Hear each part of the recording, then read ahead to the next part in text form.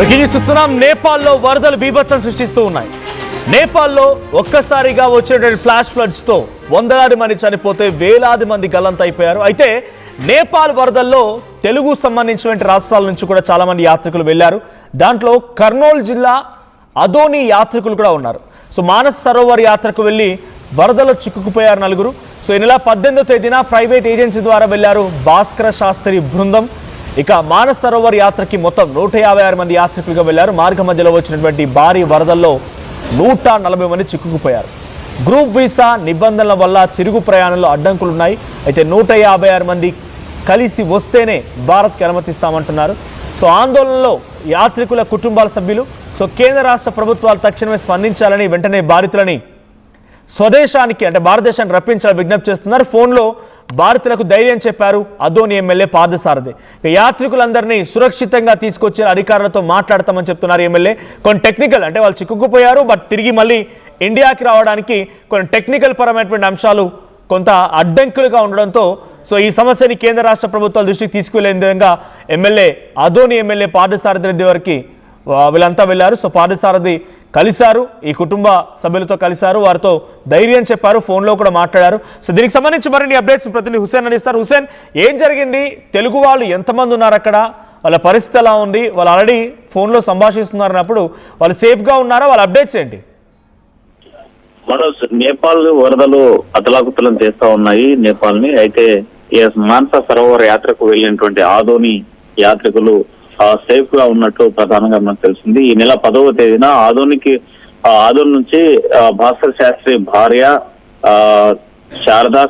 శారదతో పాటు కుమారుడు రఘునాథ్ శాస్త్రి, కోడలు హంసిగా యాత్రకు వెళ్లారు. వీరంతా ప్రస్తుతం టిబెట్ లో ఉన్నట్టు మనకు ప్రధానంగా తెలిసింది. సో వీళ్ళు సురక్షితంగా అక్కడికి చేరుకున్నారు. అయితే ఈ విషయం తెలుసుకున్నటువంటి స్థానిక ఎమ్మెల్యే అక్కడ తెలుగు యాత్రికులు చిక్కుకున్నారు, నేపాల్ వరదల్లో ఇరుక్కుపోయారనేటువంటి అంశం తెలిసిన తర్వాత తక్షణమే ఆ కుటుంబ సభ్యులతో కాంటాక్ట్ అయ్యి వాళ్ళ నెంబర్ తీసుకొని ఫోన్ లో మాట్లాడారు. వాళ్ళ పరిస్థితి ఎలా ఉంది, అక్కడ ఉన్నటువంటి సిచ్యుయేషన్ ఉంది, మీరు ఎదుర్కొంటున్నటువంటి సమస్యలు ఏదైనా ఉంటే మాత్రం అక్కడ కాంటాక్ట్ నెంబర్స్, లేదంటే నేను ఏదైనా అధికారులతో మాట్లాడాలి అంటే మాత్రం కొన్ని కాంటాక్ట్ నెంబర్స్ ఇవ్వండి, నేను ఇక్కడ నా ప్రయత్నం తప్పనిసరిగా చేస్తాను, రాష్ట్ర ప్రభుత్వంతోనూ అటు కేంద్ర ప్రభుత్వంతోనూ డిస్కషన్ వాళ్ళ దృష్టికి తీసుకెళ్లి త్వరగా క్షేమంగా వచ్చేలాగా చర్యలు తీసుకుంటానని చెప్పేసి భరోసా ఇవ్వడం జరిగింది. అయితే వీళ్ళంతా కూడా మనకు ప్రధానంగా చూస్తున్నట్టయితే బెంగళూరు నుంచి సుభాష్ వైద్య స్వామీజీ ద్వారా యాత్రకు వెళ్లారు.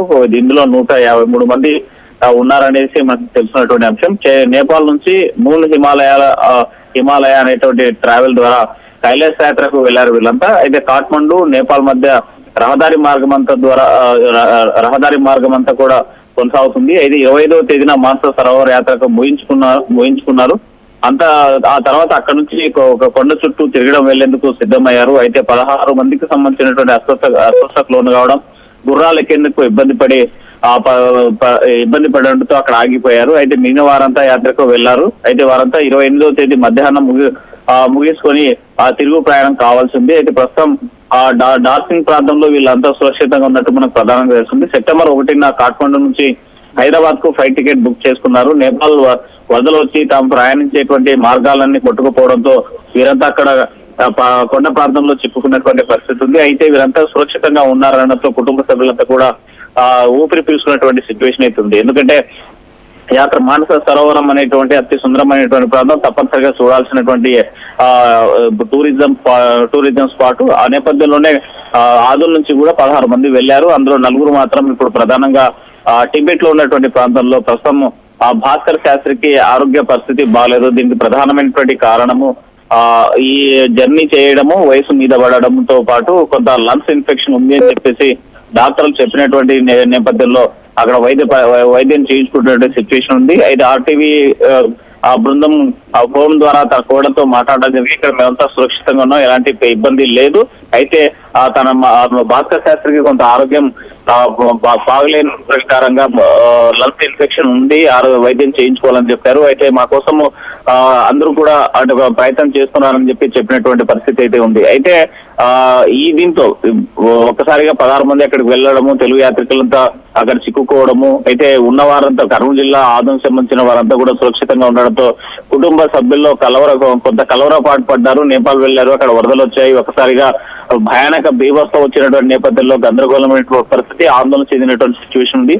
అయితే కుటుంబ సభ్యుల నుంచి ఫోన్ రావడం, మేమంతా సేఫ్ అని చెప్పడంతో ఊపిరి పీల్చుకునేటువంటి సిచ్యువేషన్ అయితే ప్రస్తుతం ఆదంలో ఉంది. మనోజ్ రైట్ హుసేన్, ఎమ్మెల్యే ఎటువంటి భరోసా ఇచ్చారు? ఇది ప్రభుత్వ దృష్టికి వరకు ఏ రకంగా వెళ్ళింది? టెక్నికల్ ఇష్యూస్ ని బ్రేక్ చేసి వారిని తీసుకురావడం కోసం ఎటువంటి ప్రయత్నాలు జరుగుతున్నాయి?